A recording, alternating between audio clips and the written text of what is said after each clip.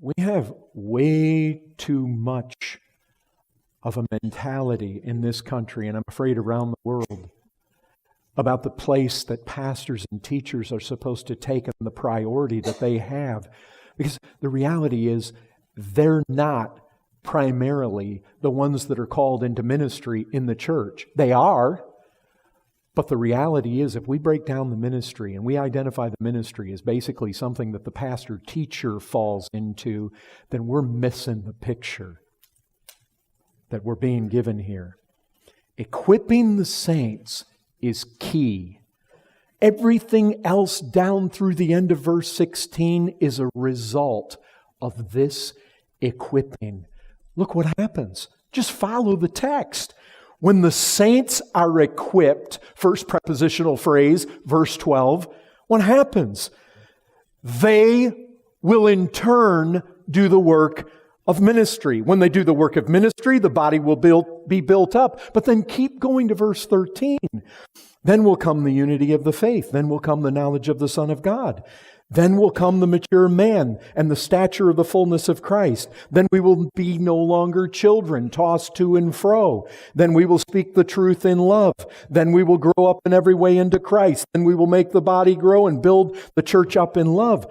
How verses 13, 14, 15, and 16 take place in the church is dependent on how you read that second prepositional phrase in verse 12. Do you see all of this as the pastor's responsibility to make all this happen? Or do you see the pastor's responsibility as primarily being to equip you so that you do it? See, this makes all the difference. When you walk through the door, you come into the assembly, you're functioning in the church, not just between these walls, but throughout the week. If your mindset is, oh, the pastors do that. And that's a lot of the mindset behind the church. It's more of the audience. It's more of the spectator mindset. But this will not allow that.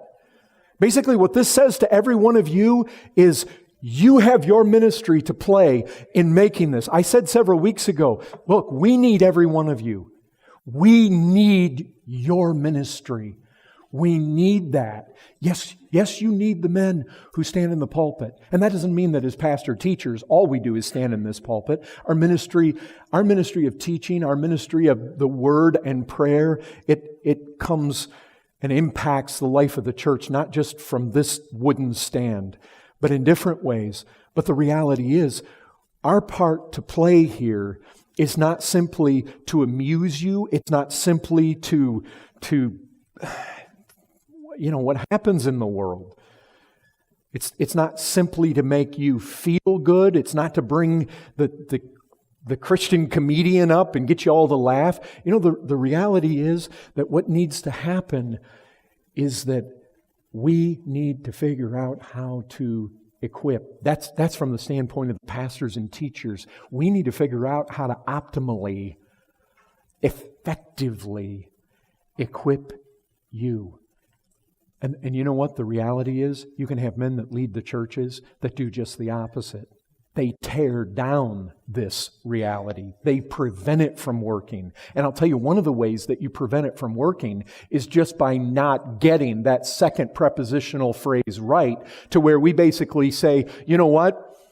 The elders in this church, they do everything. They're in the ministry, and just emphasize and press and suppress the church to where it doesn't do anything. It can't act. We have to be involved in everything. We have to micromanage everything. You can't do. We say this, we're going to do this, we're going to make everything happen, we're going to do the evangelism, and we're going to do the visitation, and we're going to do the counseling, and you all, we're afraid you're going to mess it all up. So we just want you to stay back, sit down. That's bad. That is not the picture that is being given in Scripture here. Not at all. This excerpt is from the full sermon, Christian, You're in the Ministry.